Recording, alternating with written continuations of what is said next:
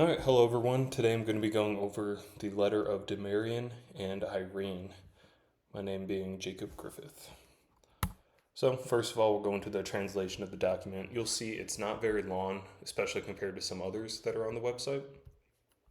Then, off on the right side of the screen, we'll see the picture of the document as it was found a few decades ago, and it is still in amazing shape, even though it was written thousands of years ago at this point. Besides some damage at the bottom and a couple little strips or tears in the middle of the center area of the document, overall the translation is whole, and they're able to piece together just some of the letters that were missing. So I'm going to go ahead and read the whole translation of the document since it isn't too long. Demarian and Irene, to their dearest Cyrus, very many greetings. We know that you are distressed about the deficiency of water. This has happened not to us only, but to many. So we do know it's a widespread issue across Egypt. And we know that nothing has occurred through any fault of yours. We now know your zeal and attentiveness to the work of the holding, and we hope that with God's help, the field will be sown. Put down to our account everything you expend on the cultivation of the holding.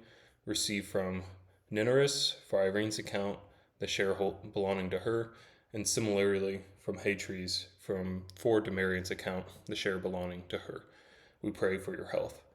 I do appreciate how the landlords in this really care about their land being taken care of, are willing to cover some of the payments, and kind of wishing them the best of luck. They're not just throwing them out into the deep end and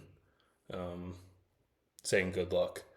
Something like this. I'm sure the landlord and obviously the farmer, they make the money from selling the food, and the landlord would want, or the owner of the farm, whatever their position being in this specific instance, would want as much food as possible grown and would be willing to put an investment down to dig for groundwater, try to, a nearby water source that might still be running a little bit, dig and expand it to get into your holding. Either way, I'm sure it would be a huge amount of man hours and a lot of money and time to do something like that. And you could see it's definitely worth the investment. It's a little insight of how important farming was back then.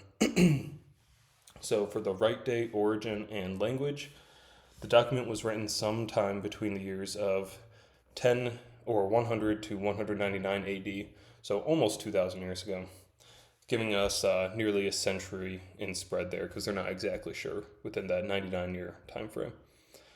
Located within the province of Egypt, but outside of that, the exact origins of this document are unknown.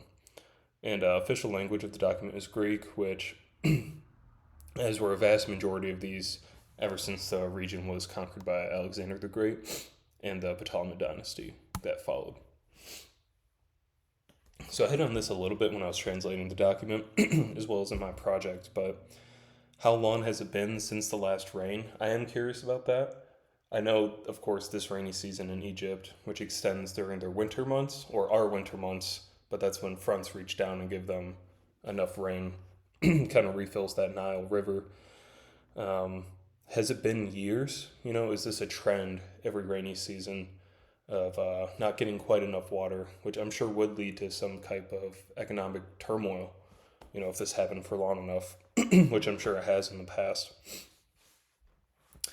And then it's someone hinted at in the letter, but it does sound like a massive amount of work to expand your cultivation, irrigate the land by nearby water sources that are still around, or potentially digging for groundwater, which I'm sure would just be a shot in the dark. And secondly, I wonder how much money it would cost to cultivate in this fashion.